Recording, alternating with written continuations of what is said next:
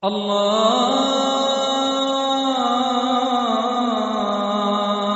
أكبر الله أكبر الله أكبر الله أكبر.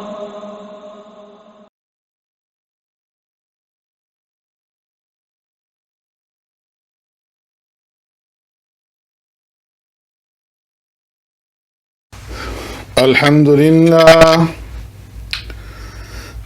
لله وكفى والصلاة والسلام على سيد الرسل وخاتم الأنبياء أما بعد فأعوذ بالله من الشيطان الرجيم بسم الله الرحمن الرحيم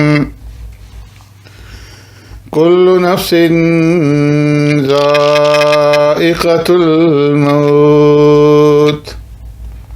صدق الله مولانا العظيم.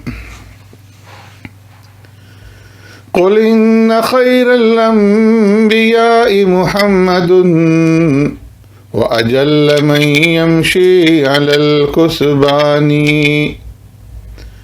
وأجل صحب الرسل صحب محمد وكذاك أفضل صحبه العمران رجلان قد خلقا لنصر محمد بدمي ونفسي ذلك الرجلان فهما اللذان تظاهرا لنبينا في نصره وهما له سهران بنتاهما أسنى نساء نبينا وهما له بالوحي صاحبتان أبواهما أسنى صحابة أحمدا يا حبذا الأبوان والبنتان وهما وزيراه اللذان هما لفضائل الأعمال مستبقان وهما لأحمد ناظراه وسمعه وبقربه في القبر مرتجعان كان على الإسلام يشفق أهله وهما لدين محمد جبلان أصفاهما أقواهما أخشاهما أتقاهما في السر والإعلان أسناهما أزكاهما أعلاهما أوفاهما في الوزن والرجحان صديق أحمد صاحب الغار الذي هو في المغارة والنبي اثنان آني أبا بكر الذي لم يختلف من شرعنا في فضله رجلان هو شيخ أصحاب النبي وخيرهم وإمامهم حقا بلا بطلان وأبو المطهرة التي تنزيهها قد جاءنا في النور والفرقان.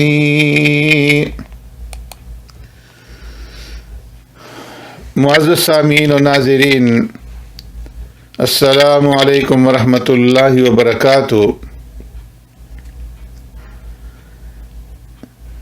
جمادی الاخرى کی آج 22 تاریخ ہے، اور اسی تاریخ میں امیر المؤمنین خلیفہ رسول، خلیفہ بلا فصل سیدنا صدیق اکبر رضی اللہ تعالیٰ عنہ کی وفات ہوئی تھی۔ تو اس مناسبت سے میں چاہتا ہوں کہ آج کی اس مجلس میں آپ کے سامنے ان واقعات اور حالات کا تذکرہ کروں جن سے سیدنا صدیق اکبر رضی اللہ تعالیٰ عنہ کی زندگی کے آخری روشن اور درخشندہ لمحات سامنے آتے ہیں۔ روایات کے مطالعے سے یہ بات سامنے آتی ہے کہ سیدنا صدیق اکبر رضی اللہ تعالیٰ عنہ فناء الرسول کے اس عظیم الشان منصب پر فائز ہو چکے تھے کہ ان کی زندگی کے آخری لمحات بھی اپنے محبوب صلی اللہ علیہ وسلم کی حیات طیبہ سے ملتے جلتے نظر آتے ہیں۔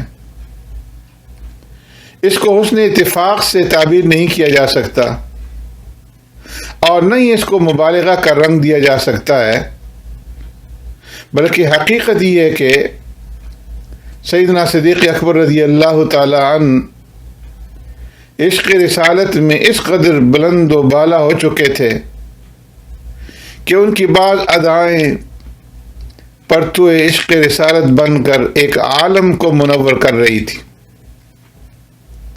معزز سامعین، یہ عجیب بات ہے کہ محبوب اور محب کا وجہ مرض ایک، محبوب اور محب کی وفات کی کیفیات ایک، اور محبوب و محب کے آخری لمحات کے کلمات ایک، اور محبوب و محب کی آخری فکر ایک، اور سب سے بڑھ کر کے محبوب اور محب کا مدفن جائے تدفین ایک۔ چنانچہ میں مناسب سمجھتا ہوں کہ ترتیب وار ان میں سے ہر ایک پہلو پر آپ حضرات کے سامنے کچھ دلائل پیش کروں تاکہ اس موضوع کے تمام پہلو آپ کے سامنے آ سکیں۔ سب سے پہلے میں نے عرض کیا کہ محبوب اور محب کی وجہ مرض ایک۔ آپ کو شاید معلوم ہو کہ آقا نامدار سرور کائنات رحمت دو عالم صلی اللہ علیہ وسلم اور سیدنا صدیق اکبر رضی اللہ تعالیٰ عنہ کو یہودیوں نے زہر دے دیا تھا، اور وہ زہر اس انداز کا تھا کہ جس کی تاثیر پیارے پیغمبر صلی اللہ علیہ وسلم پر اور سیدنا صدیق اکبر رضی اللہ تعالیٰ عنہ پر ایک خاص وقت گزرنے کے بعد ہوئی۔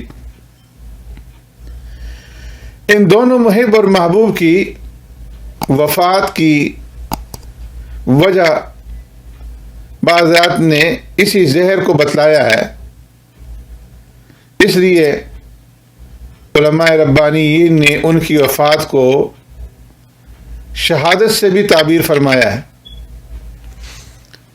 سیدنا صدیق اکبر رضی اللہ تعالیٰ عنہ اور آقا نامدار سرور کائنات رحمت دو عالم صلی اللہ علیہ وسلم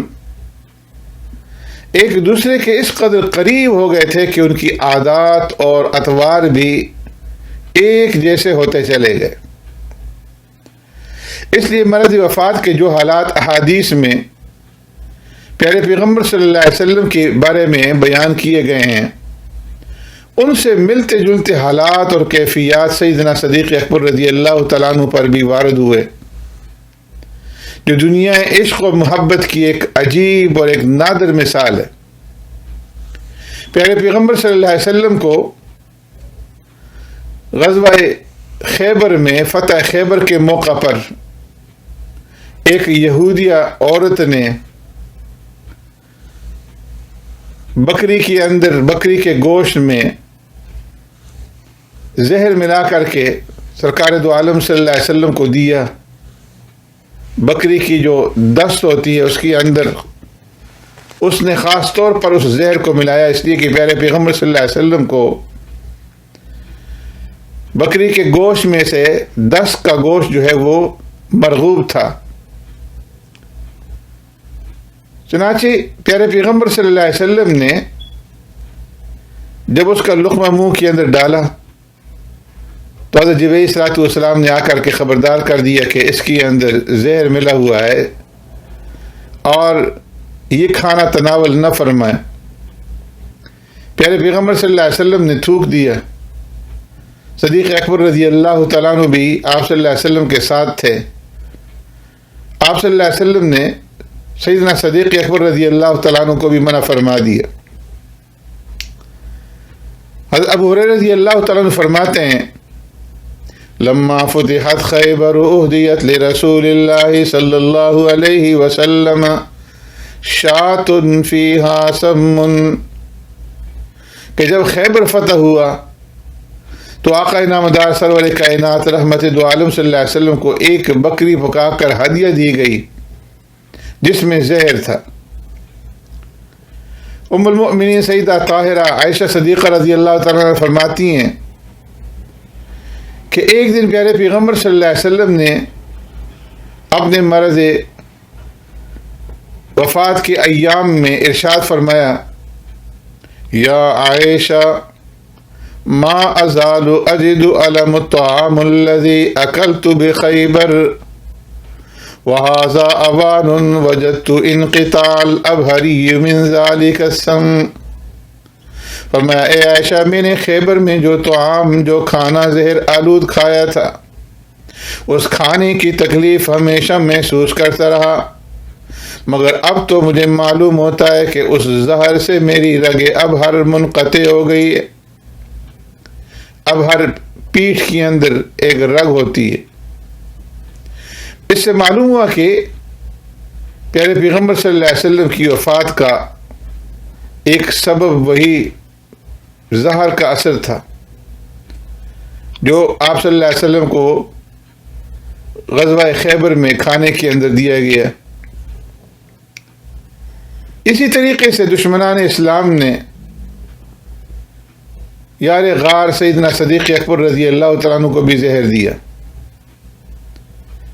ایک تو میں نے عرض کیا کہ خیبر کے موقع پر، اور اس کے علاوہ دیگر روایات کے اندر آتا ہے کہ دوسرے مواقع پر بھی سیدنا صدیق اکبر رضی اللہ تعالیٰ عنہ کو زہر دیا گیا، جس کا ذکر آگے میں کروں گا۔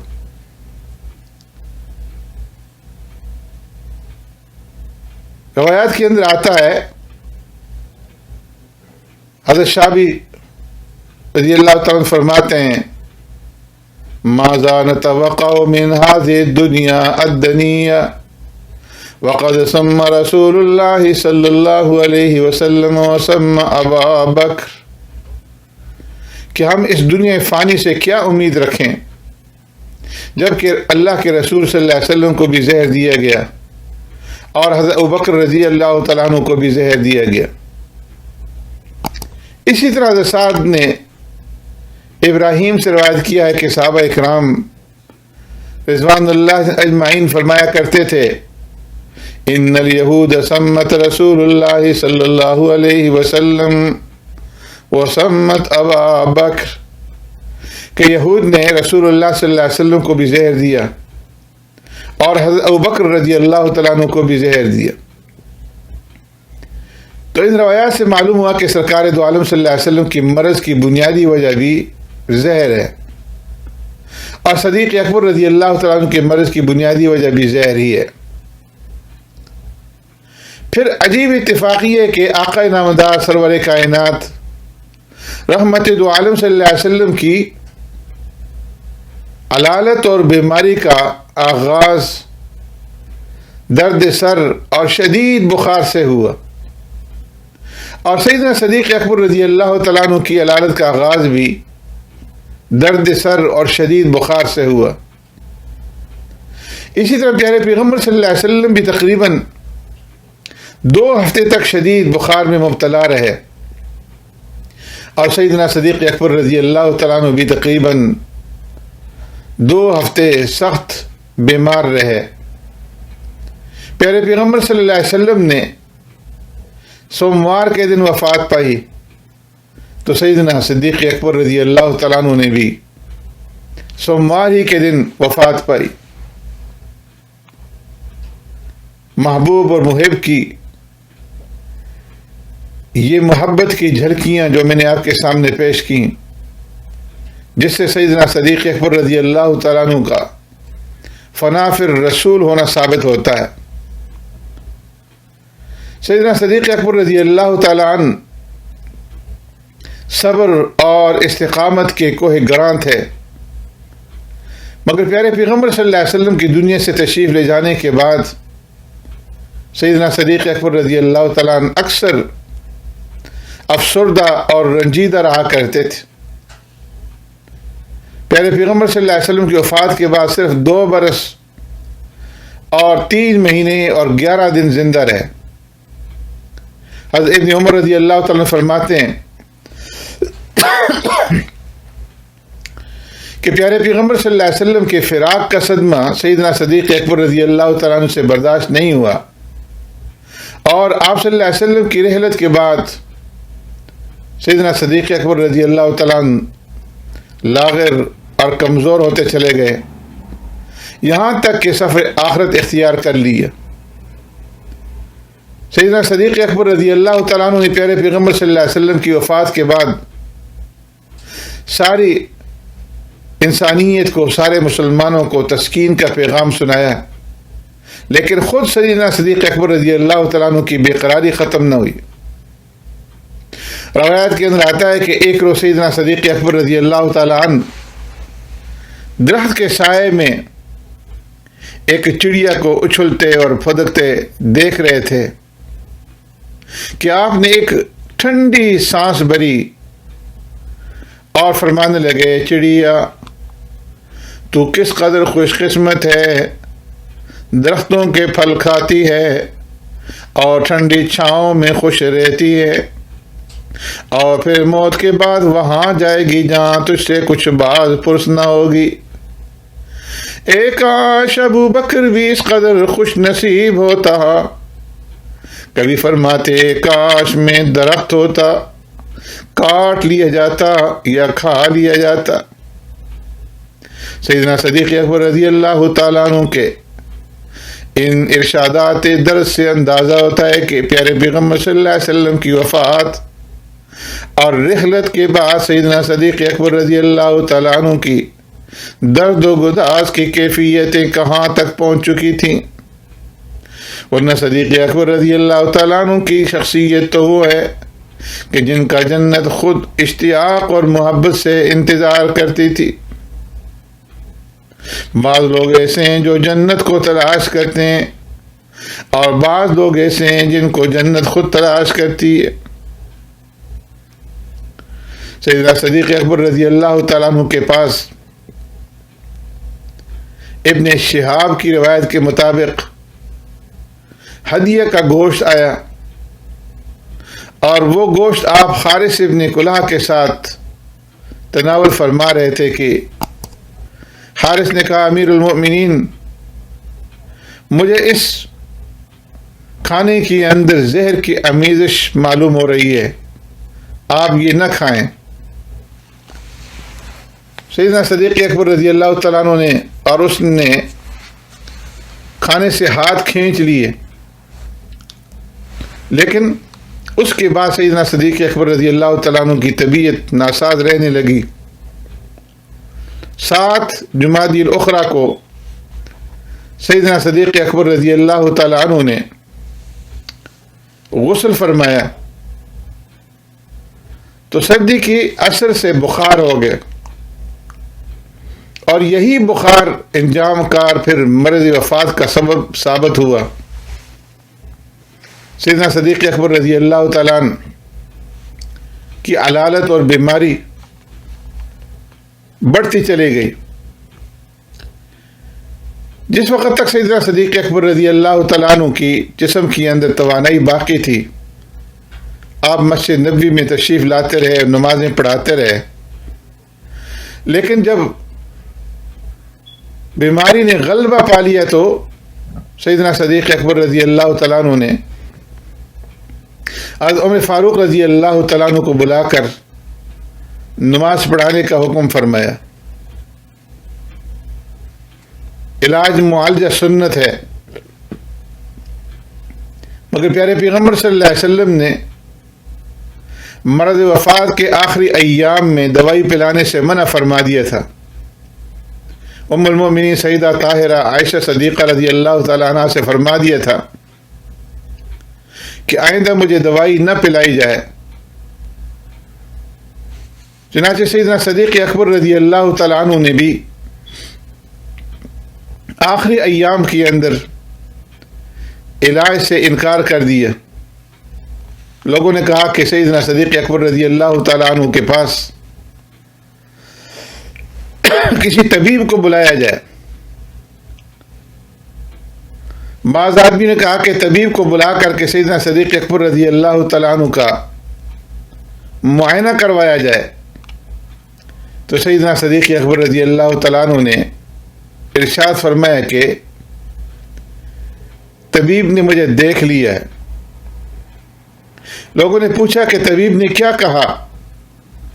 تو سیدنا صدیق اکبر رضی اللہ تعالیٰ نے فرمایا کہ انی فعال لما یرید، کہ طبیب نے یہ ارشاد فرمایا کہ میں جو ارادہ کر لیتا ہوں کر ڈالتا ہوں۔ لوگ سیدنا صدیق اکبر رضی اللہ تعالیٰ عنہ کے مدعا کو سمجھ کر کے چپ ہو گئے۔ معلوم ہوا کہ موت و حیات کا مالک اللہ تبارک و تعالی ہے، اور اس سے یہ بھی معلوم ہوا کہ صدیق اکبر رضی اللہ تعالیٰ عنہ کا عقیدہ تھا کہ مختار کل صرف اللہ کی ذات ہے، اور اس سے یہ بھی معلوم ہوا کہ صدیق اکبر اپنے مالک کے فیصلے کے اوپر راضی تھے، اس لیے کہ اس کے ارادے کے سامنے کسی کو چارہ نہیں۔ اس سے معلوم ہوا کہ سب بندے اسی خالق اور مالک کے محتاج ہیں، اور وہ کسی کا محتاج نہیں۔ سیدنا صدیق اکبر رضی اللہ تعالیٰ عنہ کی علالت اور بیماری جب بڑھتی چلی گئی اور اپنی بے انتہا نقاہت اور کمزوری کی وجہ سے مسجد میں تشریف لانے سے معذور ہو گئے، تو مصلی سیدنا فاروق اعظم رضی اللہ تعالیٰ عنہ کے سپر فرما دیا۔ آقا انعامدار سرور کائنات رحمت دو عالم صلی اللہ علیہ وسلم نے دنیا سے تشریف لے جانے سے قبل امامت اور خلافت کی امانت سیدنا صدیق اکبر رضی اللہ تعالیٰ عنہ کے سپر فرمائی تھی۔ چنانچہ روایات کے اندر آتا ہے کہ فصلی ابو بکر تلک الایام، کہ پیارے پیغمبر صلی اللہ علیہ وسلم کی مرض الوفات کے دنوں میں سیدنا صدیق اکبر رضی اللہ تعالیٰ عنہ نے نمازیں پڑھائیں، اور اب سیدنا صدیق اکبر رضی اللہ تعالیٰ عنہ نے اپنے مرض وفات کے دنوں میں امامت اور خلافت کی امانت سیدنا فاروق اعظم رضی اللہ تعالیٰ عنہ کے سپرد فرمائی۔ جب سیدنا صدیق اکبر رضی اللہ تعالیٰ عنہ کو اپنی بیماری کی شدت کا احساس ہوا تو انہوں نے لوگوں کو اپنے پاس جمع کیا اور فرمایا انہو قد نزل بی ما قد ترون ولا اظننی الا میتا لما بی وقد اطلق اللہ ایمانکم من بیعتی وحل عنکم عقدتی ورد علیکم امرکم فامروا علیکم من احببتم فإنكم إن أمرتم في حياة مني كان أجدر ألا تختلفوا بعدي۔ فرمایا میری بیماری تم دیکھ رہے ہو، میرا خیال ہے کہ میں اپنی اسی بیماری میں فوت ہو جاؤں گا۔ اللہ تبارک و تعالی نے میری بیعت سے تمہارے ہاتھ کھول دیے ہیں، میری خلافت کی ذمہ داری بھی اب ختم ہی سمجھو، اب تمہارا معاملہ تمہارے سپرد ہے، تم جسے پسند کرو اپنا امیر مقرر کر لو۔ اگر تم میری زندگی میں اپنا امیر مقرر کر لو گے تو میرے بعد اختلافات سے بچ جاؤ گے۔ سیدنا صدیق اکبر رضی اللہ تعالیٰ عنہ نے ایک طرف تو صحابہ اکرام رضوان اللہ اجمعین سے یہ ارشاد فرمایا، اور دوسری طرف کبار مہاجرین اور انصاری صحابہ اکرام رضوان اللہ اجمعین سے طویل مشاورت شروع فرمائی اور صحابہ اکرام سے مشورہ کیا کہ اپنے بعد میں کس کو تمہارے اوپر خلیفہ بناؤ. تو ہر شخص نے خلافت کی ذمہ داری سنبھالنے سے معذرت کی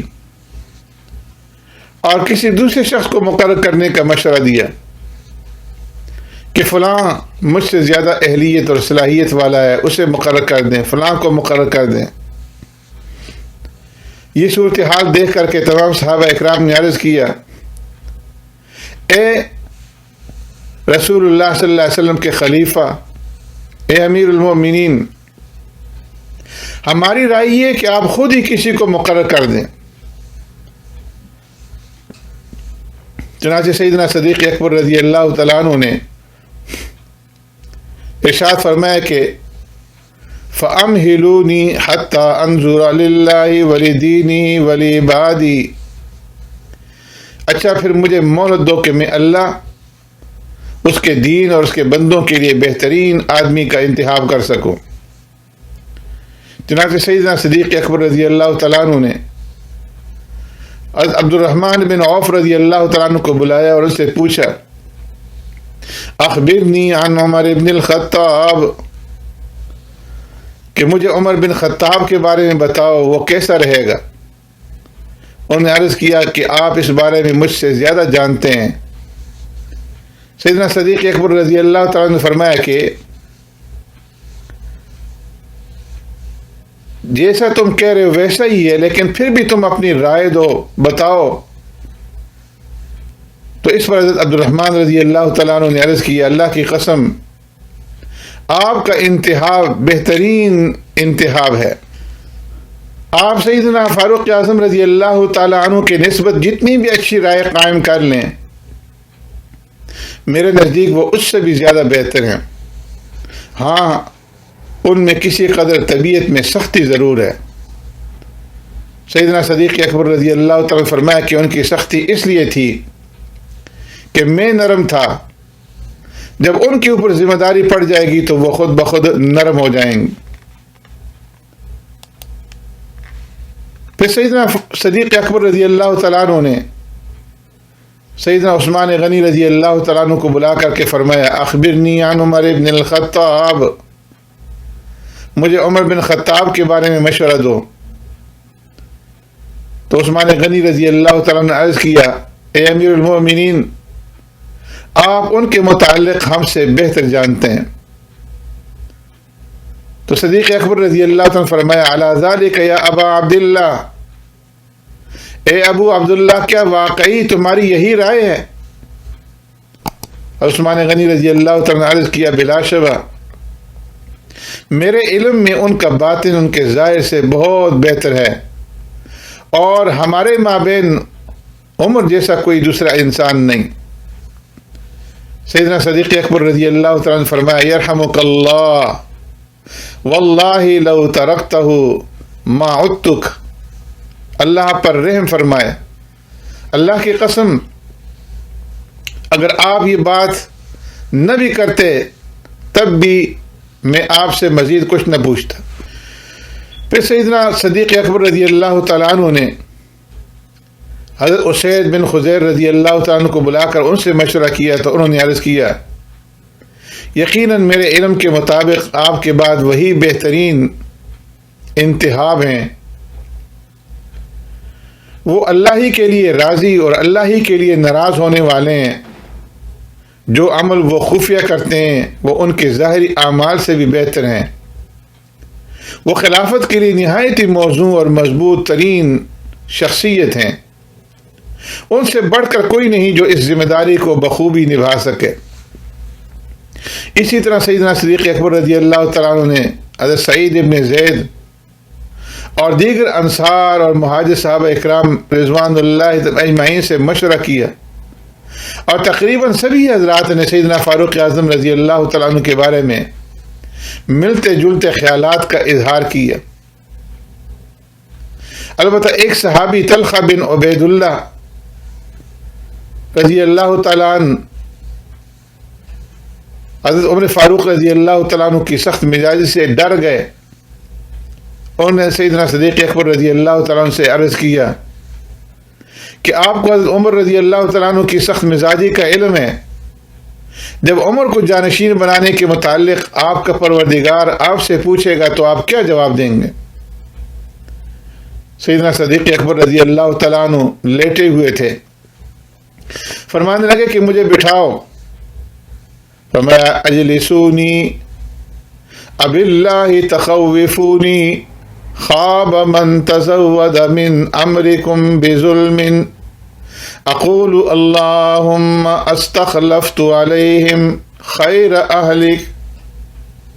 سیدنا صدیق اکبر رضی اللہ تعالیٰ عنہ نے یہ بات سن کر کے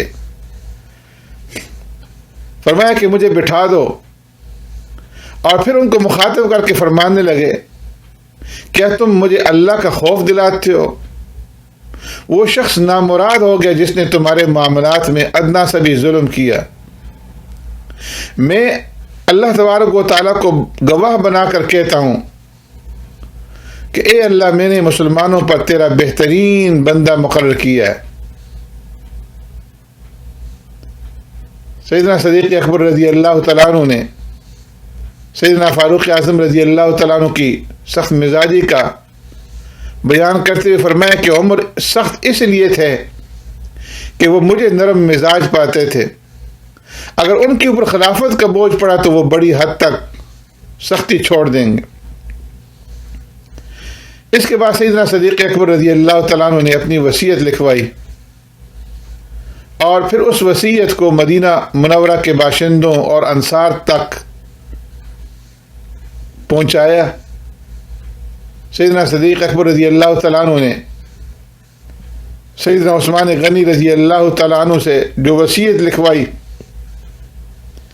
اس کا مضمون کچھ اس طرح سے تھا: بسم اللہ الرحمن الرحیم، ھذا ما عہد ابو بکر بن ابی قحافہ فی آخر عہدہ بالدنیا خارجا منہا وعند اول عہدہ بالآخرۃ داخلا فیہا حیث یؤمن الکافر ویوقن الفاجر ویصدق الکاذب انی استخلفت علیکم بعدی عمر بن الخطاب فاسمعوا له وأطیعوا وإني لم آل الله ورسوله ودينه ونفسي وإياكم خيرا فإن عدل فذلك ظني به وعلمي فيه وإن بدل فلكل امرئ ما اكتسب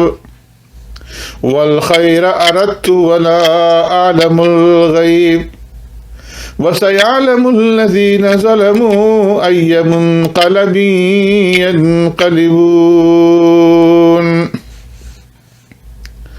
بسم اللہ الرحمن الرحیم، یہ وہ وصیت ہے جو ابو بکر ابن ابی قحافہ نے اس وقت جب کہ وہ دنیا سے رخصت ہو رہا ہے اور آخرت کی زندگی میں پہلا قدم رکھ رہا ہے لکھوائی ہے۔ یہ ایسا موقع ہے جب کافر کو بھی یقین آ جاتا ہے، فاجر شخص کو بھی اصل حقیقت نظر آ جاتی ہے اور جھوٹا بھی سچ بولنے لگتا ہے۔ بے شک میں نے اپنے بعد تمہارا خلیفہ عمر ابن خطاب کو مقرر کیا ہے، تم اس کی فرما برداری اور اطاعت کرنا۔ یقیناً میں نے اللہ، اس کے رسول، اس کے دین، اپنی جان اور تمہاری خیر خواہی میں کوئی کوتاہی نہیں کی، اور اگر وہ بدل گیا تو ہر شخص اپنی ہی کمائی پائے گا۔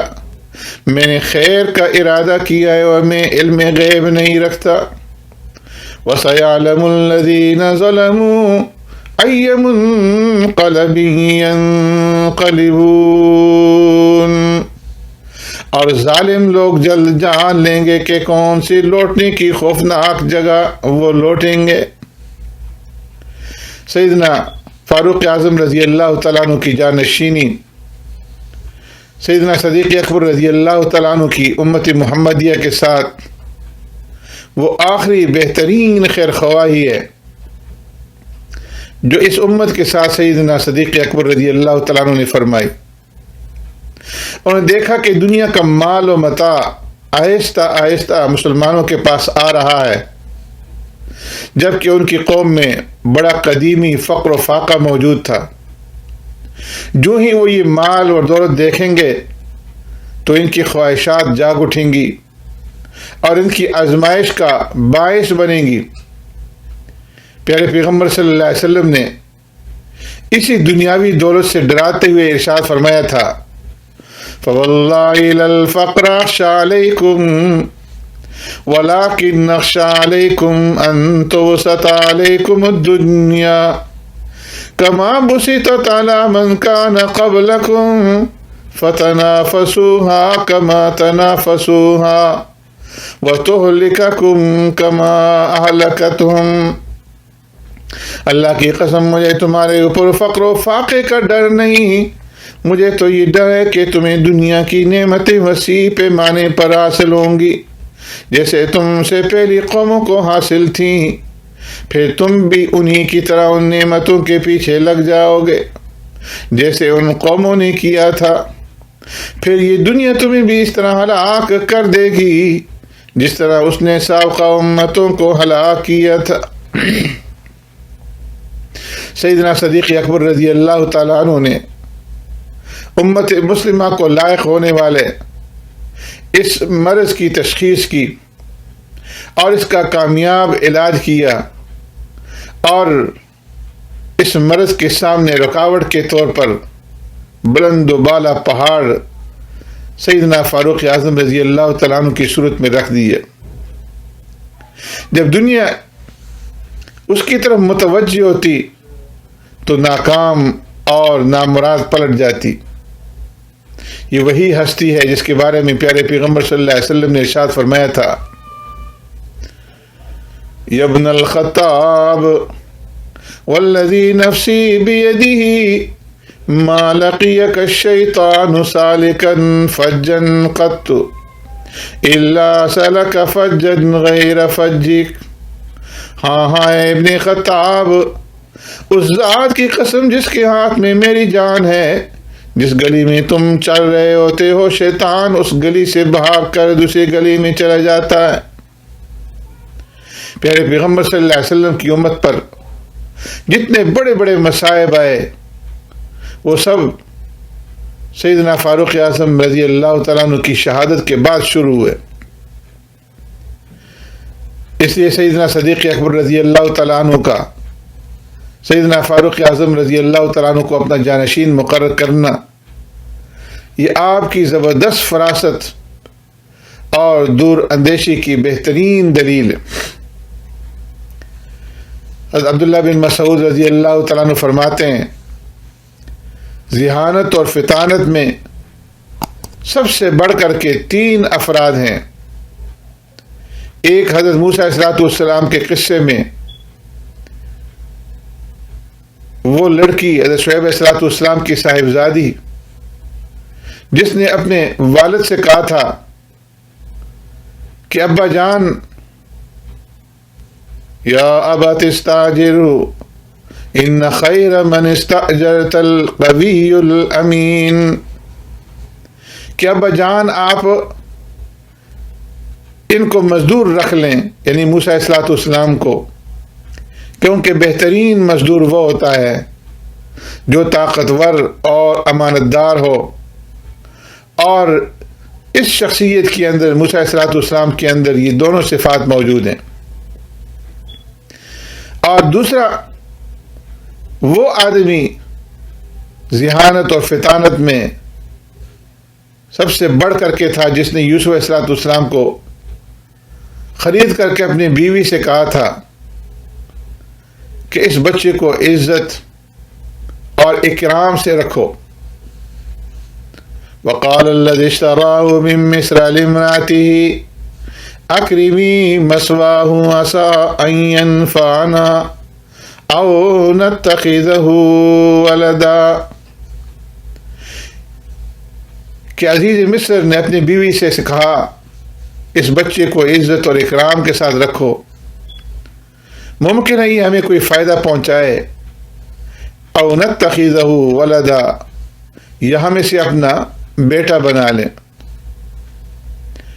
اور تیسری شخصیت سیدنا صدیق اکبر رضی اللہ تعالیٰ عنہ کی ہے کہ جنہوں نے اپنے بعد سیدنا فاروق اعظم رضی اللہ تعالیٰ عنہ کو اپنا جانشین مقرر فرمایا۔ سیدنا فاروق اعظم رضی اللہ تعالیٰ عنہ وہ مضبوط بند تھے جو امت محمدیہ اور فتنوں کے منہ زور موجوں کے درمیان حائل تھے۔ سیدنا صدیق اکبر رضی اللہ تعالیٰ عنہ نے ارادہ فرمایا کہ مکمل ہوش اور حواس کے ساتھ لوگوں کو یہ فیصلہ سنا دیں تاکہ کوئی اشتباہ اور کوئی اختلاف واقع نہ ہو۔ اس لیے سیدنا عثمان غنی رضی اللہ تعالیٰ عنہ کو فرمایا کہ لوگوں کو جمع کیا جائے، اور جب لوگوں کو جمع کر دیا گیا تو سیدنا صدیق اکبر رضی اللہ تعالیٰ عنہ نے ارشاد فرمایا اترضون بمن استخلف علیکم فإنی واللہ ما آلوت من جہد الرأی ولا ولیت ذا قرابت وإنی قد استخلفت علیکم عمر بن الخطاب فاسمعوا له وأطیعوا، فرمایا میں جسے تمہارے اوپر خلیفہ مقرر کر دوں کیا تم اس کے اوپر راضی رہو گے؟ اور ارشاد فرمایا اللہ کی قسم میں نے اس انتخاب میں اس چناؤ کے لیے پوری محنت کی ہے، میں نے اپنے کسی رشتہ دار کو اپنا جانشین نہیں بنایا، بلا شبہ میں نے عمر ابن الخطاب کو تمہارا خلیفہ مقرر کیا ہے، اس لیے تم فاسمعوا له وأطیعوا، ان کی اطاعت کرنا اور ان کی فرما برداری کرنا۔ سیدنا صدیق اکبر رضی اللہ تعالیٰ عنہ نے جب لوگوں کے سامنے یہ خطاب فرمایا تو سب نے کہا کہ سمعنا وأطعنا، کہ جو کچھ آپ نے ارشاد فرمایا ہم نے سنا اور ہم نے اطاعت کی۔ سیدنا صدیق اکبر رضی اللہ تعالیٰ عنہ نے دل کی گہرائیوں سے دعا کی، اللہ تبارک و تعالیٰ سے مناجات کی اور بارگاہ رب العالمین میں عرض کیا اللہم ولیتہ بغیر امر نبیک ولم ارد بذلک الا صلاحهم وخفت علیہم الفتنہ واجتہدت لهم رأیی فولیت علیہم خیرهم وأحرسهم على ما أرشدهم وقد حذرني من أمرك ما خزر فأخلفني فيهم فهم عبادك، اے اللہ میں نے اسے والی اور خلیفہ بنا دیا ہے اگرچہ تیرے نبی صلی اللہ علیہ وسلم نے والی مقرر نہیں کیا تھا۔ اے اللہ میرا مقصد مسلمانوں کی اصلاح اور خیر خواہی ہے، میں ان کو فتنے میں مبتلا ہونے سے ڈرتا ہوں، میں نے اپنی سوچ کے مطابق پوری دیانتداری سے ان میں سے بہترین شخص کو ان کا امیر مقرر کیا ہے جو ان کی بھلائی کا سب سے بڑھ کر کے حریص ہے۔ اے اللہ میرے پاس تیرا فیصلہ آنے والا ہے، پس تو ہی ان میں میرا خلیفہ ہو جا، بے شک یہ تیرے ہی بندے ہیں۔ سیدنا صدیق اکبر رضی اللہ تعالیٰ عنہ نے وصیت نامہ پڑھ کر لوگوں کو سنانے کی ذمہ داری سیدنا عثمان غنی رضی اللہ تعالیٰ عنہ کو سونپی، اور انہوں نے سیدنا صدیق اکبر رضی اللہ تعالیٰ عنہ کی وفات سے پہلے ہی حضرت فاروق اعظم رضی اللہ تعالیٰ عنہ کے لیے بیعت لے لی۔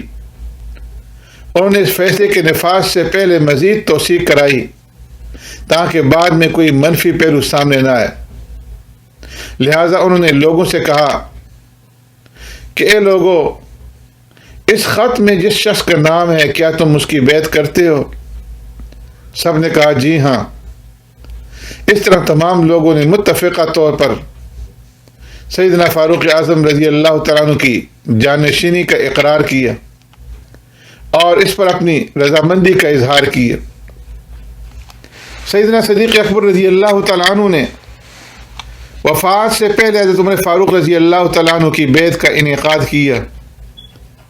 جب لوگوں کو وصیت نامہ پڑھ کر سنایا گیا اور وہ اس پر راضی ہوئے تو وہ حضرت عمر رضی اللہ تعالیٰ عنہ کی طرف لب کیے اور ان کی بیعت کرنے لگے۔ ان کی بیعت حضرت صدیق اکبر رضی اللہ تعالیٰ عنہ کی وفات کے بعد نہیں ہوئی بلکہ پہلے ہی ہو گئی تھی۔ حضرت عمر فاروق رضی اللہ تعالیٰ عنہ نے سیدنا صدیق اکبر رضی اللہ تعالیٰ عنہ کی وفات کے فوراً بعد خلیفۃ المسلمین کی ذمہ داریاں سنبھال لی تھیں۔ سیدنا فاروق اعظم رضی اللہ تعالیٰ عنہ کی امارت جو اہل حل و عقد کے لوگ تھے ان کے اتفاق اور ارادے کے مطابق قائم ہوئی تھی، اس لیے کہ انہوں نے سیدنا صدیق اکبر رضی اللہ تعالیٰ عنہ کو خلیفہ کے انتخاب کا حق دیا تھا اور انہوں نے اس کام کے لیے سیدنا صدیق اکبر رضی اللہ تعالیٰ عنہ کو اپنا نائب بنایا تھا۔ اور پھر مزید سیدنا صدیق اکبر رضی اللہ تعالیٰ عنہ نے صحابہ اکرام سے مشورہ بھی فرمایا، لہٰذا انہوں نے مشاورت کے بعد سیدنا فاروق اعظم رضی اللہ تعالیٰ عنہ کو خلیفہ نامزد کیا اور پھر یہ چناؤ لوگوں کے سامنے پیش کیا تو انہوں نے اقرار کیا، اسے قبول کیا، اس کے اوپر مکمل اتفاق کیا۔ اس طرح سیدنا فاروق اعظم رضی اللہ تعالیٰ عنہ کا انتخاب شورا کے صحیح ترین اور عدل و انصاف کے مثالی اور معیاری نظام کے تحت ہوا۔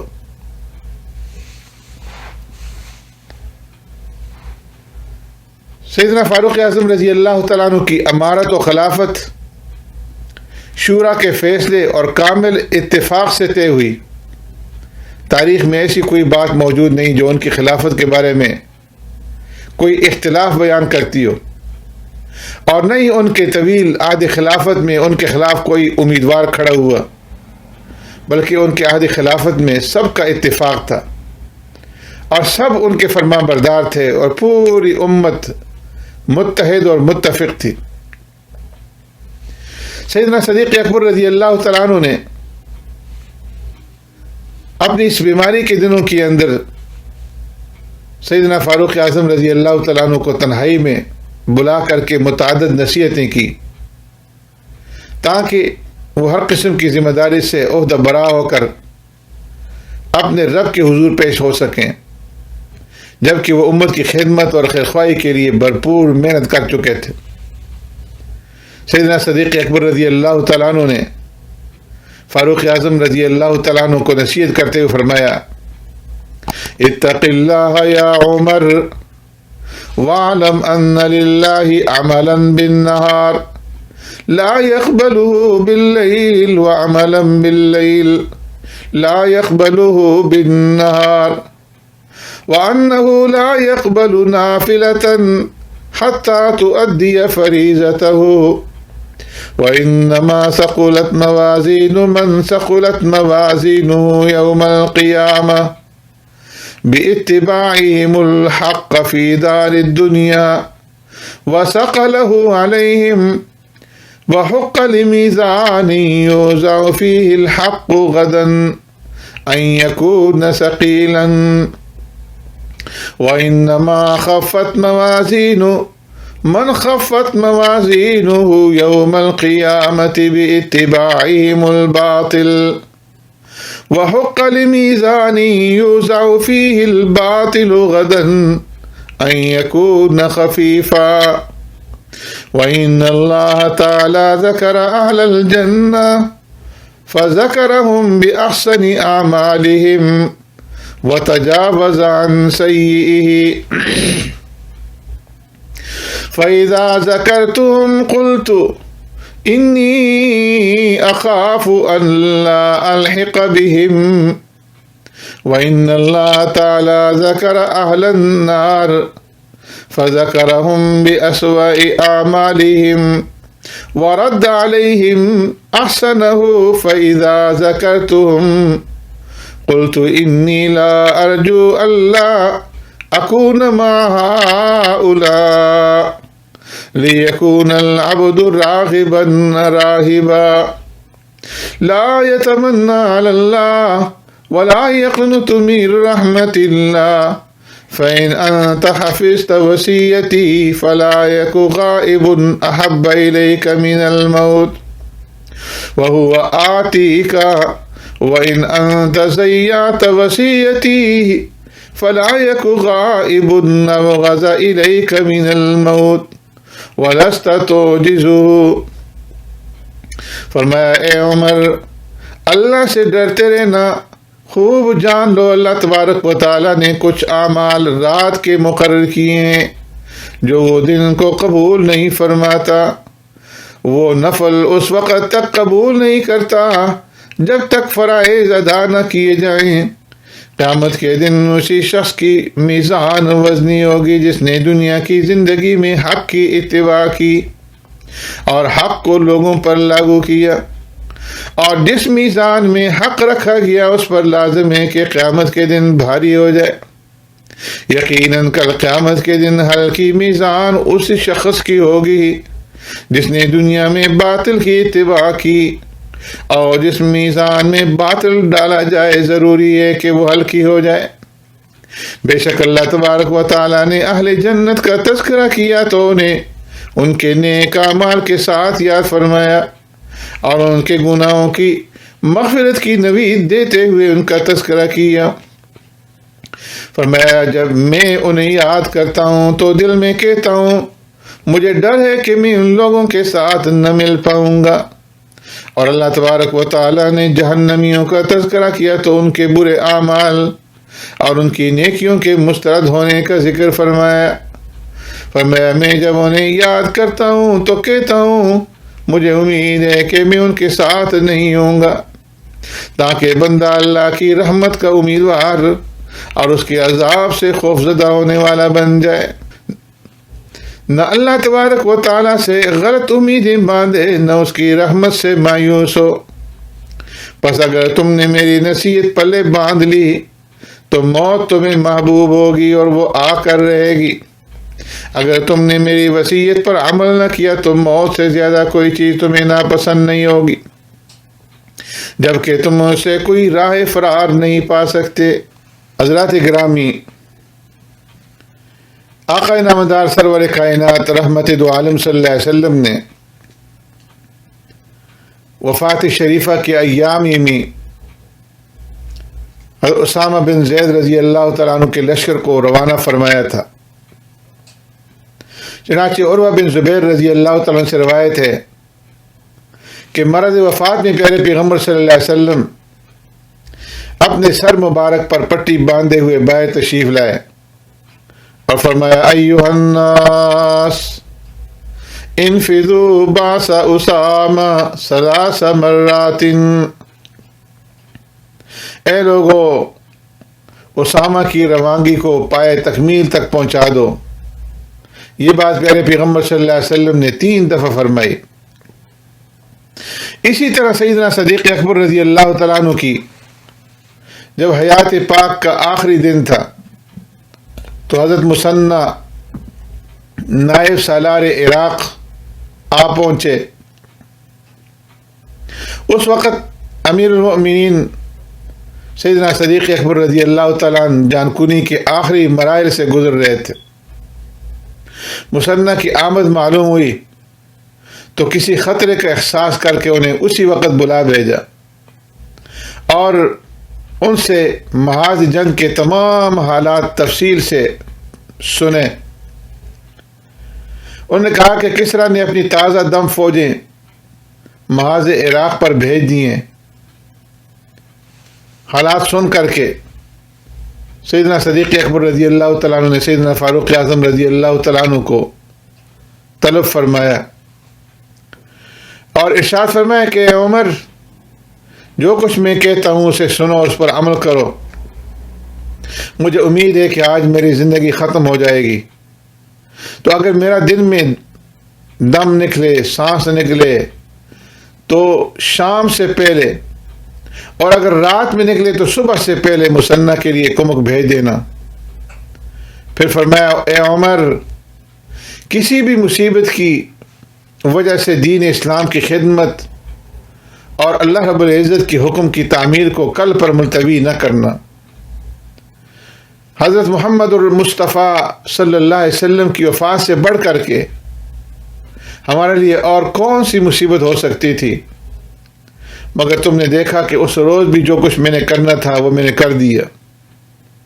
ام المومنین سیدہ طاہرہ عائشہ صدیقہ رضی اللہ تعالیٰ عنہ فرماتی ہیں، سیدنا صدیق اکبر رضی اللہ تعالیٰ عنہ نے فرمایا انظروا ماذا زاد فی مالی منذ دخلت فی الامارہ فبعثوا به الى الخلیفۃ بعدی۔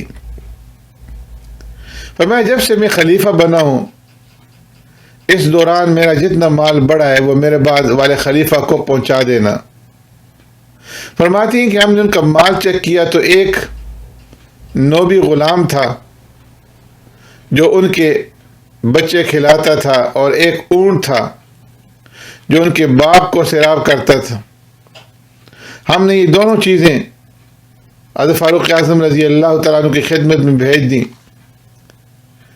جب یہ چیزیں سیدنا فاروق اعظم رضی اللہ تعالیٰ عنہ کے پاس پہنچی تو وہ رو پڑے اور روتے روتے فرمایا کہ ابو بکر، اللہ تبارک و تعالیٰ تمہارے اوپر اپنی بے شمار رحمت نازل فرمائے کہ آپ نے اپنے بعد والوں کو شدید مشکل میں ڈال دی ہے۔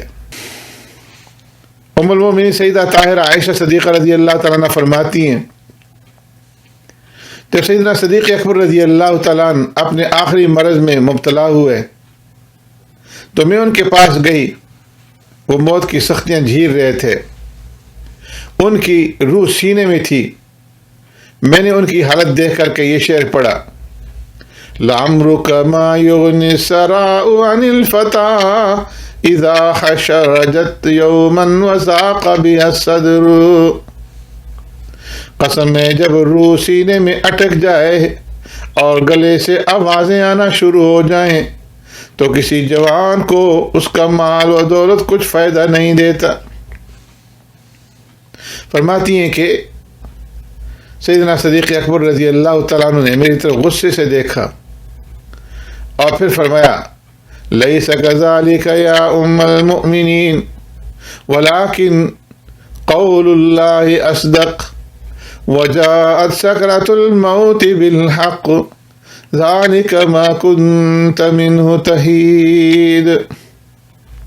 فرمایا اے ام المؤمنین یہ بات ٹھیک نہیں، بلکہ اللہ تبارک و تعالیٰ کا فرمان بالکل سچا ہے کہ وجاءت سکرۃ الموت بالحق، اور موت کی سختی حق الیقین موت کو لے کر آتی ہے۔ ذالک ما کنت منہ تحید، کہا جاتا ہے یہی ہے وہ موت جس سے تو بھاگتا تھا۔ اور پھر فرمایا انہ لیس احد من اہلی احب الی منک وقد کنت نحلتک خائتا وان فی نفسی منہ شیئا فردیہ الی المیراث۔ فرمایا اے عائشہ اپنی اولاد میں سب سے زیادہ تجھ سے محبت کرتا ہوں، مجھے سب سے زیادہ تم پہ یاری ہو۔ میں نے تمہیں ایک باغ کا تحفہ دیا تھا، میرے دل میں اس کے متعلق خلش سی ہے، لہذا تم وہ باغ میری وراثت میں واپس کر دو۔ ام المومنین فرماتی ہے میں نے عرض کیا جی ہاں، وہ میں نے آپ کو واپس کیا۔ سیدنا صدیق اکبر رضی اللہ تعالیٰ عنہ نے فرمایا اما انا منذ ولینا امر المسلمین لم نقل لهم دینارا ولا درہما ولكننا قد اکلنا من جریش طعامهم في بطوننا ولبسنا من خشن ثيابهم على ظهورنا وَلَيْسَ عِنْدَنَا مِنْ فَيْءِ الْمُسْلِمِينَ قَلِيلٌ وَلَا كَثِيرٌ۔ إلا هذا العبد الحبشي وهذا البعير النازخ وجرد هذه القطيفة فإذا مت فأبعثي بهن إلى عمر وابرئي منهن. فرمایا بیٹی یہ آگاہ رہو، جب سے میں مسلمانوں کا خلیفہ بنا ہوں میں نے ان کا کوئی دینار یا درہم نہیں کھایا، البتہ میں نے ان کے مال سے روکھا سوکھا کھا کر گزارا کیا اور کھردرے لباس پہنے۔ اس وقت میرے پاس مسلمانوں کے مال میں سے صرف ایک حبشی غلام اور یہ پانی لانے والا اونٹ اور اس پر رکھا جانے والا گدھا ہے۔ جب میں فوت ہو جاؤں تو تم یہ چیزیں عمر رضی اللہ تعالیٰ عنہ کے حوالے کر دینا اور مجھے ان سے آزاد کر دینا۔ ام المؤمنین فرماتی ہیں کہ میں ابا جان کے حکم کی تعمیل کی، اور جب قاصد فاروق اعظم رضی اللہ تعالیٰ عنہ کے پاس یہ چیزیں لے کر گیا تو فرمایا حضرت عمر رضی اللہ تعالیٰ عنہ اس قدر روئے کہ ان کے آنسوں سے زمین تر ہو گئی۔ فرمانے لگے اے اللہ، ابو بکر پر رحم فرمائیے، انہوں نے اپنے بعد والوں کو بڑی مشکل میں ڈال دی ہے۔ اللہ ابو بکر پر رحمت نازل فرمائے ہے، انہوں نے اپنے خلفاء کو سخت آزمائش میں ڈالا ہے۔ اللہ ابو بکر پر رحم فرمائے، انہوں نے اپنے بعد والوں کو شدید امتحان میں ڈال دی ہے۔ اور ایک روایت کے اندر یہ الفاظ ہیں کہ حضرت ابو بکر نے اپنی وفات کے وقت فرمایا ان عمر لم یدعنی حتی اسوت من بیت المال 6000 درہم وان خائتی الذی بمکان کذا فیہا۔ فرمایا حضرت عمر نے وظیفہ لینے کے لیے مجھے اس وقت تک نہیں چھوڑا جب تک میں نے دوران خلافت بیت المال سے 6000 درہم نہ لے لیے۔ میرا فلاں مقام والا باغ اس کے بدلے بیت المال میں جمع کرا دینا۔ جب آپ کی وفات ہو گئی تو حضرت عمر رضی اللہ تعالیٰ عنہ کو یہ بات بتا دی گئی۔ فرمانے لگے اللہ ابو بکر پر رحم فرمائے، یقیناً انہوں نے یہ کام اس لیے کرنا پسند کیا کہ کسی کو کسی طرح کی تنقید کا موقع نہ ملے۔ سیدنا صدیق اکبر رضی اللہ تعالیٰ عنہ کے ان واقعات سے بیت المال کی امانتداری میں ان کے خوف خداوندی کا اندازہ ہوتا ہے۔ اس عظیم خلیفہ نے مسلمانوں کے امور کی نگرانی کے لیے اپنے ذرائع آمدنی تجارت وغیرہ موقوف کر دیے، خلافت کی ذمہ داریوں کے اندر مشغول ہو گئے، اس لیے بیت المال سے اپنی ضروریات کے بقدر لینے پر مجبور ہو گئے، اور وہ بھی فاروق اعظم رضی اللہ تعالیٰ عنہ کے اصرار پر، لیکن اس قدر لیتے تھے جس سے صرف جان جو ہے وہ بچ جائے اور سطر پوشی کا سامان ہو جائے، جبکہ وہ مسلمانوں کے لیے عظیم خدمات سر انجام دے رہے تھے۔ ان کا حق تو ساری دنیا کے خزانے بھی ادا کرنے سے قاصر تھے، لیکن پھر بھی جب ان کی موت کا وقت قریب آیا تو انہوں نے مسلمانوں کے باقی ماندہ حقیر سے سامان کے ساتھ جو کچھ بیت المال سے لیا تھا وہ سب کا سب واپس کر دیا تاکہ اطمینان کے ساتھ اپنے رب کے حضور پیش ہو سکیں، ان کا دل صاف ہو اور نفس پاکیزہ ہو، اور تقوی کے علاوہ ان کے کندھوں کے اوپر کوئی بوجھ نہ ہو، ان کے ہاتھ ایمان کے علاوہ ہر چیز سے خالی ہوں۔ سیدنا صدیق اکبر رضی اللہ تعالیٰ عنہ کے اس عمل کے اندر دنیا کے بادشاہوں کے لیے زبردست تبلیغ اور نصیحت ہے۔ ام المؤمنین سیدہ طاہرہ عائشہ صدیقہ رضی اللہ تعالیٰ عنہ فرماتی ہیں کہ سیدنا صدیق اکبر رضی اللہ تعالیٰ عنہ کا بیماری کا 15 دن جاری تھا کہ 22 جمادی الاخرہ ہجری 13 کو سوموار کا دن ہوا، تو انہوں نے مجھ سے پوچھا فی ای یوم مات رسول اللہ صلی اللہ علیہ وسلم، کہ اللہ کے رسول صلی اللہ علیہ وسلم کس دن فوت ہوئے تھے؟ میں نے جواب دیا سوموار کے دن۔ تو ابا جان فرمانے لگے انی لارجو فیما بینی و بین اللیل مجھے امید ہے کہ میں آج دن کو یا رات کو کسی وقت فوت ہو جاؤں گا۔ پھر فرمایا کہ ففیما کفنتموہ، تم نے پیارے پیغمبر صلی اللہ علیہ وسلم کو کتنی چادروں میں کفن دیا تھا؟ ام المؤمنین نے جواب دیا، یمن کی دھاری دار 3 چادروں میں، اس میں قمیص اور عمامہ نہیں تھا۔ تو سیدنا صدیق اکبر رضی اللہ تعالیٰ عنہ نے فرمایا، انظری ثوبی ھذا فیہ رد زعفران او مشق فاغسلیہ وجعلنی معه ثوبین آخرین۔ فرمایا میری چادر میں زعفران یا گیرو کا نشان ہے، اسے دھو دینا اور اس کے ساتھ دوسری چادر ملا کر کے مجھے کفن دے دینا۔ ایک روایت کے اندر یہ ہے کہ 2 چادریں تھیں سیدنا صدیق اکبر رضی اللہ تعالیٰ عنہ کے پاس۔ فرمایا کہ ان 2 چادروں کو دھو کر کے اس کے ساتھ تیسری چادر ملا کر کے مجھے اس کے اندر کفنا دینا۔ ام المؤمنین نے عرض کیا، ابا جان، اللہ نے ہمیں بہت کچھ عطا کیا ہے، خوب احسان فرمایا ہے، ہم آپ کو نئی چادروں میں کفن دیں گے۔ تو سیدنا صدیق اکبر رضی اللہ تعالیٰ عنہ فرمایا، ان الحی هو اخوج الى الجدید لیسون به نفسه عن المیت انما یسیر المیت الى الصدید والى البلا۔ فرمایا زندہ شخص کو نئے لباس کی زیادہ ضرورت ہوتی ہے تاکہ وہ اپنے بدن کو محفوظ رکھ سکے، جبکہ میت کا انجام تو گلنا سڑنا اور لباس کا بوسیدہ ہونا ہے۔ سیدنا صدیق اکبر رضی اللہ تعالیٰ عنہ نے وصیت کی کہ انہیں ان کی بیوی اسماء بنت امیس رضی اللہ تعالیٰ عنہ غسل دیں اور انہیں پیارے پیغمبر صلی اللہ علیہ وسلم کے پہلو میں دفن کیا جائے۔ اس دنیا سے رخصت ہوتے وقت صدیق اکبر رضی اللہ تعالیٰ عنہ کی زبان سے جو آخری صدا نکلی وہ قرآن کریم کی آیت مبارکہ تھی، توفنی مسلما والحقنی بالصالحین، اے اللہ تو مجھے مسلمان بنا کر فوت کر اور مجھے صالحین کے ساتھ ملا دے۔ سیدنا صدیق اکبر رضی اللہ تعالیٰ عنہ کی وفات پر اہل مدینہ بہت زیادہ غمگین ہوئے۔ پیارے پیغمبر صلی اللہ علیہ وسلم کی وفات کے بعد سیدنا صدیق اکبر رضی اللہ تعالیٰ عنہ کی وفات اہل مدینہ کے لیے انتہائی حزن اور ملال کا باعث بنی۔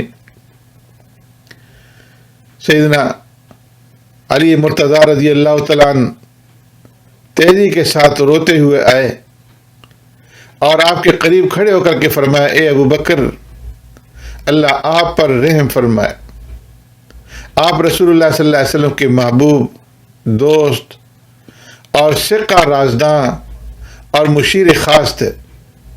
آپ نے سب سے پہلے اسلام قبول کیا اور سب سے زیادہ یقین اور ایمان والے تھے، سب سے زیادہ اللہ کا خوف کھانے والے، اللہ کے دین میں سب سے زیادہ مضبوط اور رسول اللہ صلی اللہ علیہ وسلم کے سب سے بڑھ کر کے محافظ تھے، اسلام کے سب سے بڑھ کر شہدائی تھے اور سب سے بہترین ساتھی تھے۔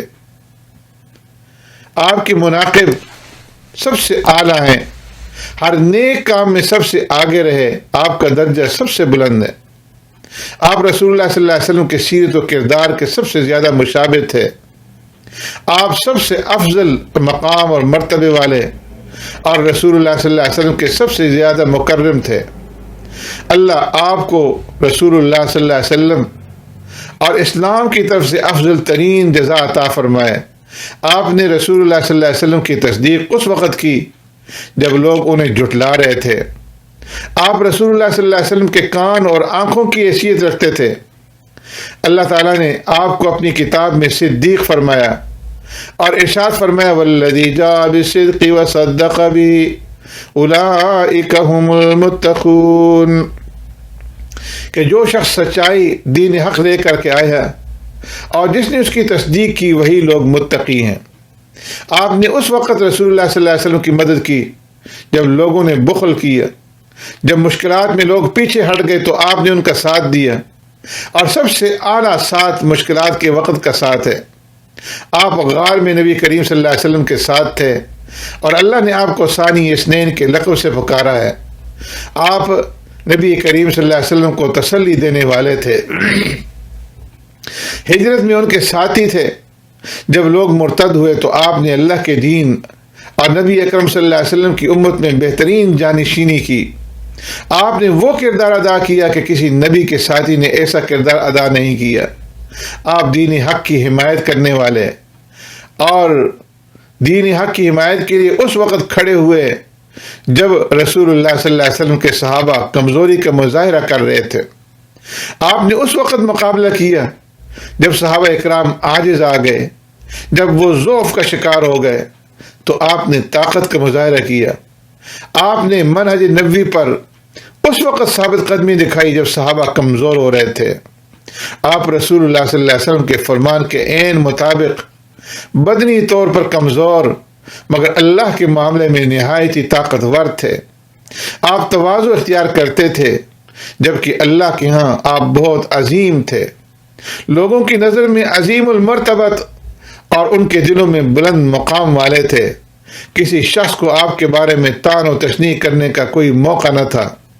آپ کے نزدیک کمزور شخص قوی تھا جب تک کہ آپ اس کا حق اسے نہ لے دیتے۔ قریبی رشتہ دار اور دور والا سب اس معاملے میں آپ کے نزدیک برابر تھے۔ آپ کو وہ شخص زیادہ محبوب تھا جو اللہ تبارک و تعالیٰ کا زیادہ خوف کھانے والا فرما بردار ہوتا تھا۔ آپ کا معاملہ کھرا، سچا اور نرمی والا تھا۔ آپ کا فرمان فیصلہ کن اور ختمی ہوتا تھا۔ آپ نرم، حلیم اور محتاط تھے۔ آپ کی رائے علم اور عزم والی تھی۔ آپ کے ذریعے دین کو اعتدال، ایمان کو تقویت اور اللہ کے دین کو غلبہ نصیب ہوا۔ اللہ کی قسم آپ بہت آگے نکل گئے اور آپ نے پیچھے والوں کو تھکا دیا اور آپ شاندار کامیابی سے ہمکنار ہو گئے۔ ہم آپ کی وفات حسرت آیات پر انا للہ و انا الیہ راجعون پڑھتے ہیں۔ ہم اللہ کی قضا پر راضی ہیں۔ اللہ کی قسم رسول اللہ صلی اللہ علیہ وسلم کی وفات کے بعد آپ کی وفات جتنا صدمہ مسلمانوں کو کبھی نہ ہوگا۔ آپ دین کے لیے عزت، حفاظت اور حمایت کا سبب تھے۔ اللہ تعالیٰ آپ کو اپنے نبی محمد صلی اللہ علیہ وسلم کے ساتھ ملائے اور ہمیں آپ کے اجر و ثواب سے محروم نہ کرے، نہ ہمیں آپ کے بعد گمراہ کرے، آمین۔ حضرت علی رضی اللہ تعالیٰ عنہ کا یہ کلام جب تک مکمل نہیں ہوا لوگ خاموش رہے اور خاموشی سے سنتے رہے، اور پھر زاروں قطار رونے لگے اور بآواز بلند کہنے لگے کہ آپ نے بالکل سچ کہا ہے۔ ایک روایت میں ہے کہ جب حضرت صدیق اکبر رضی اللہ تعالیٰ عنہ کو کفن دے دیا گیا تو سیدنا علی رضی اللہ تعالیٰ عنہ فرمانے لگے ما احد القى الله بصحيفته احب الی من هذا المسجى، مجھے اس کفن میں لپٹے ہوئے شخص سے بڑھ کر کوئی شخص محبوب نہیں جو اپنے درخشاں نامہ اعمال کے ساتھ اللہ تبارک و تعالیٰ کے پاس جا رہا ہے۔ سیدنا صدیق اکبر رضی اللہ تعالیٰ عنہ 63 برس کی عمر میں وفات ہوئے، اور تمام روایات اس پر متفق ہیں کہ انہوں نے رسول اللہ صلی اللہ علیہ وسلم جتنی عمر پائی۔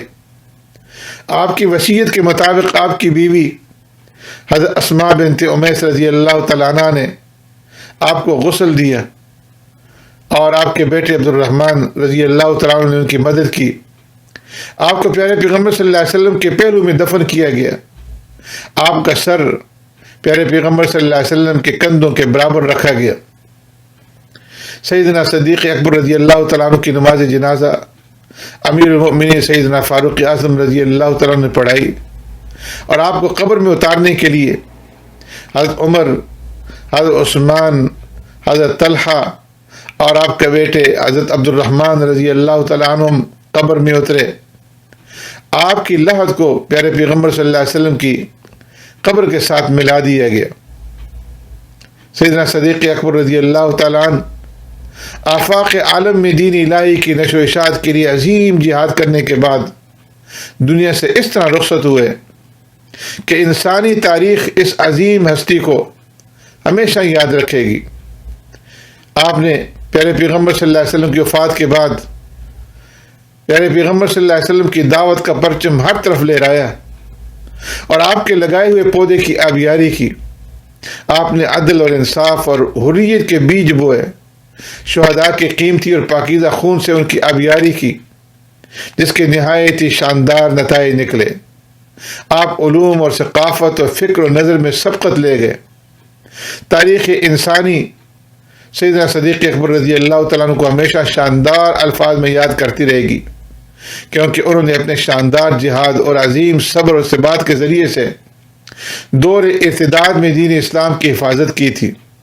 اللہ تعالیٰ نے ان کے ذریعے عظیم اور مثالی فتوحات سے نوازا، جن کی بدولت دعوت اسلام قریہ قریہ، نگر نگر اور اکناف عالم میں پھیلتی چلی گئی. حضرات سامعین، اگر سیدنا صدیق اکبر رضی اللہ تعالیٰ عنہ ایک اونٹ اپنے پاس نہیں رکھ سکتے، اگر سیدنا صدیق اکبر رضی اللہ تعالیٰ عنہ ایک غلام اپنے پاس نہیں رکھتے، اگر سیدنا صدیق اکبر رضی اللہ تعالیٰ عنہ بیت المال سے لیے ہوا تمام وظیفہ واپس کر دیتے ہیں، اگر سیدنا صدیق اکبر رضی اللہ تعالیٰ عنہ نیا کفن نہیں پہنتے، تو پھر میں یہاں پر ان لوگوں سے سوال کرتا ہوں کہ سیدنا صدیق اکبر رضی اللہ تعالیٰ عنہ بی بی فاطمہ کا فدق کیسے چھین سکتے ہیں؟ سیدنا صدیق اکبر رضی اللہ تعالیٰ عنہ کو غاصب کہتے ہوئے تمہیں شرم نہیں آتی، جو کفن کے لیے نئی چادروں کا بھی روادار نہیں؟ سیدنا صدیق اکبر رضی اللہ تعالیٰ عنہ نے ظالمہ تمہارا کیا بگاڑا ہے؟ صدیق اکبر رضی اللہ تعالیٰ عنہ نے تمہارا کیا غصب کیا ہے؟ صدیق اکبر رضی اللہ تعالیٰ عنہ نے سب سے پہلے اسلام کی تصدیق کی. صدیق اکبر رضی اللہ تعالیٰ عنہ نے سب سے پہلے اسلام کا برملا اظہار کیا. صدیق اکبر رضی اللہ تعالیٰ عنہ نے سب سے پہلے اسلام کے لیے مار کھائی. صدیق اکبر رضی اللہ تعالیٰ عنہ نے سب سے پہلے اپنے جسم کو لہو لہان کرایا. صدیق اکبر رضی اللہ تعالیٰ عنہ نے سب سے پہلے کلمہ طیبہ کی صدا بلند کی. صدیق اکبر رضی اللہ تعالیٰ عنہ نے سب سے پہلے نبوت کی تصدیق کی. صدیق اکبر رضی اللہ تعالیٰ عنہ نے سب سے پہلے معراج کی تصدیق کی. صدیق نے سب سے پہلے حضور کے لیے جان اور مال لٹایا. صدیق اکبر رضی اللہ تعالیٰ عنہ نے سب سے پہلے اپنے محبوب کو کندھوں پر اٹھایا. صدیق اکبر رضی اللہ تعالیٰ عنہ نے ہر مقام پر اسلام کے پرچم کو بلند کیا اور سب کچھ لٹا کر، سب کچھ نثار کر کے آخری وقت امت سے کفن بھی نہیں مانگا. وہ بھی اپنی پھٹی پرانی چادروں میں ملبوس ہو کر اس دنیا فانی سے سرخرو ہو کر رخصت ہو گیا اور دنیا سے جاتے ہوئے دنیا کو سبق دے گیا کہ صدیق وہ ہوتا ہے جو اسلام کو سب کچھ دیتا ہے لیکن اسلام سے کچھ بھی نہیں دیتا. صدیق کی دولت یا خدا ہوتا ہے یا خدا کا رسول ہوتا ہے. صدیق کسی کا مقروض نہیں، پوری امت صدیق کی مقروض ہے. اسلام صدیق کا مقروض ہے. اس لیے پیارے پیغمبر صلی اللہ علیہ وسلم نے اپنے مرض الوفات میں اعلان فرمایا، ما لأحد عندنا يد إلا وقد كافيناه ما خلا أبا بكر فإن له عندنا يد يكافئه الله بها يوم القيامة وما نفعني مال أحد قط ما نفعني مال أبي بكر. فرمایا جن کا مجھ پر احسان تھا میں نے دنیا میں ان کے احسان کا بدلہ چکا دیا، ان کے احسان کی مکافات کر دی، سوائے ابو بکر کے کہ ان کو اللہ قیامت کے دن بدلہ دے گا جتنا مجھے ابو بکر کے مال سے نفع پہنچا کسی اور کے مال سے نہیں پہنچا. معلوم ہوا کہ خود پیارے پیغمبر صلی اللہ علیہ وسلم صدیق اکبر رضی اللہ تعالیٰ عنہ کی قربانیوں سے اس قدر متاثر تھے کہ آپ نے ارشاد فرمایا دنیا کو حیران کر دیا کہ مجھے ابو بکر رضی اللہ تعالیٰ عنہ کے مال سے زیادہ کسی کے مال نے اس قدر نفع نہیں پہنچایا. ان کے احسان کا بدلہ سوائے اللہ تبارک و تعالیٰ کی ذات کے کوئی ادا نہیں کر سکتا۔ سیدنا صدیق اکبر رضی اللہ تعالیٰ عنہ کو پیارے پیغمبر صلی اللہ علیہ وسلم کی رفاقت مل گئی، اور رفاقت بھی ازلی اور ابدی۔ قیامت میں کوئی عبادت کی دولت لے کر آئے گا، قیامت میں کوئی ریاضت کی دولت لے کر کے آئے گا، قیامت میں کوئی تہجد کی دولت لے کر آئے گا، قیامت میں کوئی نوافل کی دولت لے کر آئے گا، قیامت میں کوئی تلاوت کی دولت لے کر کے آئے گا۔ میں قربان جاؤں صدیق اکبر تیرے، تو محمد صلی اللہ علیہ وسلم کی رفاقت کی دولت لے کر کے آئے گا۔ فرمایا پہلو مصطفیٰ میں بنا آپ کا مزار، پہنچی وہیں پہ خاک جہاں کا خمیر تھا۔ سبحانک اللہم و بحمدک، نشہد ان لا الہ الا انت، نستغفرک و نتوب الیک۔